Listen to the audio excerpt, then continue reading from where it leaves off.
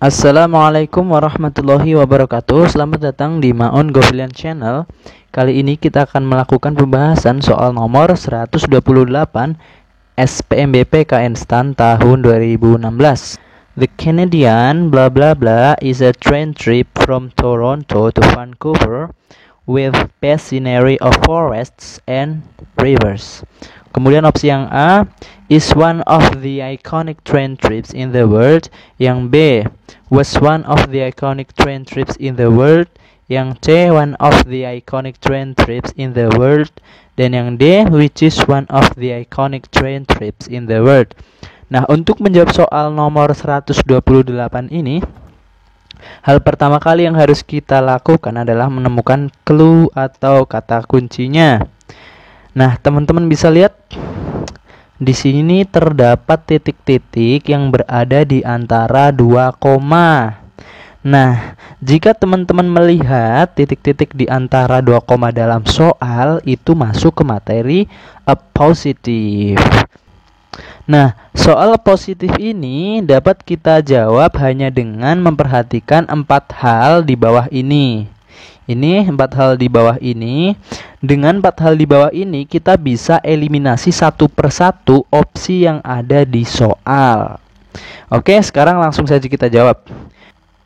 Hal pertama yang harus kita perhatikan adalah berada di antara 2 koma. Oke, tentu saja berada di antara 2 koma ya. Tadi sudah kita temukan ini ada titik-titik di antara 2 koma. Kemudian yang kedua, tidak ada to be. Apa itu to be? To be adalah kata kerja bantu. Biasanya itu terdiri dari is, am, are, dan bentuk pasnya was sama were. Selain itu juga masih ada yang lain. Sekarang kita lihat. Opsi A terdapat is ya. Ini adalah to be, sehingga opsi A kita eliminasi. Kemudian opsi B ini terdapat was. Was adalah to be, sehingga ini kita eliminasi. Kemudian opsi C, one of the iconic train trips in the world, nggak ada. Kemudian opsi D di sini ada is, sehingga kita sudah menemukan jawaban yang benar adalah C. Gitu ya, gampang ya. Jadi hanya memperhatikan 2 dari 4 tips ini kita sudah bisa menjawab soal nomor 128 dengan benar. Namun coba kita lihat lagi tips yang ketiga dan keempat ya. Tips ketiga, tidak ada relative pronoun atau pronoun.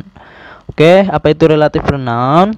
Relative pronoun itu yang biasanya mengawali adjective clause. Biasanya terdiri dari who, which, dan that. Kita lihat di opsi D ini ada which, sehingga kita coret juga nih. Nah, jadi opsi D ini salah karena ada 2 hal. Yang pertama ada to be, yang kedua ada relative pronoun. Kemudian di sini ada juga pronoun. Pronoun itu apa? Pronoun itu kata ganti. Kata ganti itu terdiri dari he, she, it. Terus ada I, you, we, they. Nah, itu kan fungsinya sebagai subjek ya. Jadi jika ada pronoun itu juga opsinya pasti salah. Kemudian yang keempat, tidak ada verb. Maksud verb di sini adalah verb 1 atau verb 2. Karena kita boleh menggunakan verb 3 atau verb ing. Nah, verb 3 atau verb ing ini disebut past atau present participle. Verb 3 disebut past participle, verb ing disebut present participle. Itu fungsinya udah bukan jadi verb, tapi udah jadi noun, makanya boleh kita pakai. Oke, sekarang kita review dulu materi positif ya. Yang pertama, apa itu positif? Positif adalah kata atau frasa yang berfungsi menjelaskan kata benda atau noun dan kata ganti atau pronoun. Nah, noun atau pronoun ini biasanya berfungsi sebagai subjek. Sekarang kita lihat ya. Di sini kan positifnya kan one of the iconic train trips in the world. Nah, positif ini menjelaskan noun. Noun yang dijelaskan adalah the Canadian. Di sini noun ini fungsinya sebagai subjek. Jadi kalau kita artikan itu satu dari perjalanan kereta yang paling ikonik di dunia, gitu ya. Jadi the Canadian salah satu dari perjalanan kereta paling ikonik di dunia. Itu salah satu perjalanan kereta paling ikonik di dunia itu menjelaskan noun The Canadian yang berfungsi sebagai subjek ini. Kalau kita artikan kalimat lengkapnya, The Canadian, salah satu perjalanan kereta paling ikonik di dunia adalah perjalanan kereta dari Toronto ke Vancouver dengan pemandangan hutan dan selain ini ada dua hal lagi yang perlu kita perhatikan. Kita bahas ya. Oke, hal pertama yang harus kita perhatikan lagi adalah posisi. Jadi posisi positif ini bisa berada di belakang noun yang dijelaskan atau di depan noun yang dijelaskan. Posisi di belakang noun yang dijelaskan itu yang soal tadi kita telah kerjakan. Contoh kita lihat ya di sini ya. Nah, ini kan noun yang dijelaskan kan di sini ya di depan, kemudian positifnya ini one of the iconic train trips in the world. Posisinya kan di antara titik dua ini ya. Jadi posisinya ada di belakang noun yang dijelaskan. Kemudian yang kedua, bisa juga positif ini ditaruh di depan noun yang dijelaskan. Contohnya, ini saya ambil dari soal ujian saringan masuk STAN tahun 2014. Kita lihat di sini, bla bla bla by many scientists and researchers throughout the world, robotics is employed in automobile manufacturing. Nah, di sini dari titik-titik sampai koma ini adalah positif. Fungsinya untuk menjelaskan noun di depannya, yaitu robotics yang berfungsi sebagai subjek. Coba kita jawab ya. Kita sekaligus latihan soal lagi. Hal pertama yang harus kita perhatikan tadi adalah ada di antara dua koma ya. Nah, itu khusus untuk positif yang posisinya di belakang noun yang dijelaskan. Kalau ini berarti posisinya di depan noun yang dijelaskan. Kemudian yang kedua, tidak boleh ada to be. Di sini ada to be nggak? Nggak ada. Terus yang ketiga, tidak ada relative pronoun atau pronoun. Kita lihat di sini. Nah, ini opsi A ada pronoun nih, ada it. Berarti opsi A kita eliminasi, nggak boleh. Oke. Kemudian ada relative pronoun nggak ada. Kemudian apakah di sini ada kata kerja? Ini di sini ada kata kerja nih. Supported, having been supported. Berarti kan ini fungsinya sebagai kata kerja ya, bukan sebagai participle atau noun. Karena di sini ada having been. Sehingga opsi yang mungkin benar adalah opsi B atau C. Sekarang kita lihat. Di sini ada kata by. Ingat nggak? By itu biasanya menunjukkan kalimat pasif. Nah, kalau kalimat pasif kita biasanya pakai verb 3. Sehingga jawaban yang benar adalah B. Kalau kita artikan, kalau supported itu kan didukung ya. Kalau supporting itu mendukung.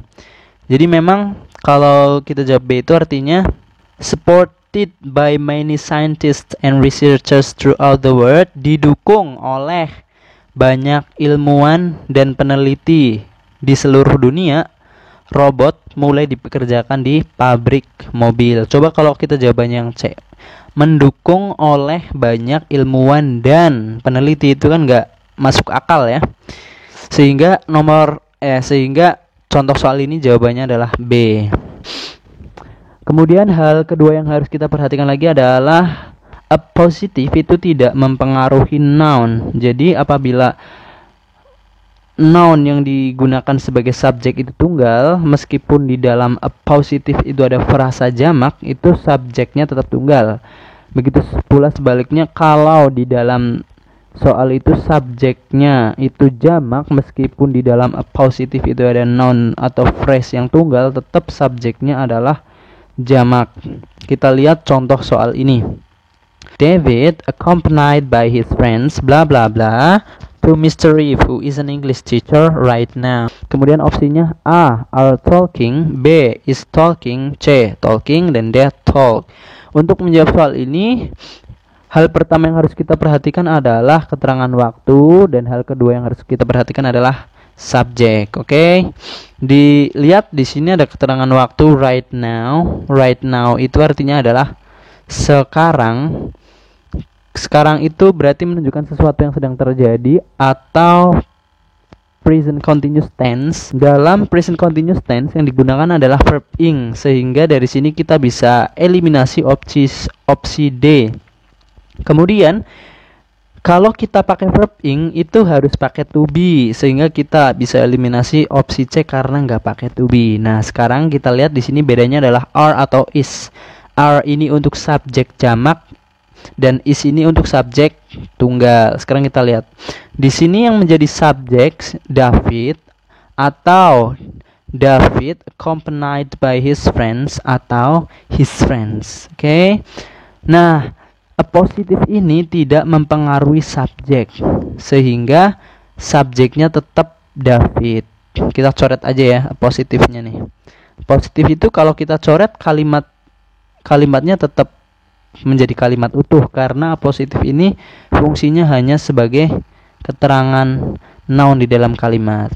Nah, sehingga subjeknya adalah David, karena David ini kan tunggal ya, nama satu orang. Karena ini tunggal berarti jawaban yang benar adalah C, karena menggunakan is. Opsi A kita eliminasi. Nah, kalau mau kita artikan lengkap ya dengan positif, David ditemani oleh teman-temannya sedang berbicara dengan Bapak Rif yang merupakan guru bahasa Inggris sekarang. Nah, kalau positifnya kita hilangkan, maka David sedang berbicara dengan Bapak Rif yang merupakan guru bahasa Inggris sekarang. Sehingga jawaban yang tepat adalah B. Yang pertama, karena ada keterangan right now, kita harus pakai verb ing. Kemudian, kalau kita pakai verb ing harus pakai to be. Lalu setelah itu kita perhatikan subjeknya. Subjeknya adalah tetap David. Positif ini tidak mempengaruhi subjek, maka subjeknya adalah subjek tunggal sehingga harus pakai is. Maka jawaban yang benar adalah B. Demikian teman-teman pembahasan yang kita lakukan pada kesempatan ini. Semoga teman-teman paham ya, sehingga nanti ketika mengerjakan soal bahasa Inggris dengan jenis yang seperti ini bisa mengerjakan dengan benar dalam waktu yang relatif singkat. Jika ada yang ingin ditanyakan silahkan tulis di kolom komentar, atau jika jawaban teman-teman berbeda dengan jawaban yang saya bahas di sini silahkan juga tulis di kolom komentar, nanti bisa kita diskusikan. Lalu jangan lupa juga untuk cek description box karena saya sudah meletakkan link di sana, link terkait dengan materi atau pembahasan soal sebelumnya. Barangkali itu adalah soal atau materi yang sedang teman-teman cari. Jangan lupa juga follow Instagram saya, linknya juga sudah saya taruh di description box untuk mendapatkan update-update melalui Instagram. Kemudian jangan lupa like, share, komen, dan subscribe supaya kita tetap bisa belajar bersama dan supaya saya juga lebih semangat untuk melakukan pembahasan-pembahasan soal-soal selanjutnya. Terima kasih. Wassalamualaikum warahmatullahi wabarakatuh.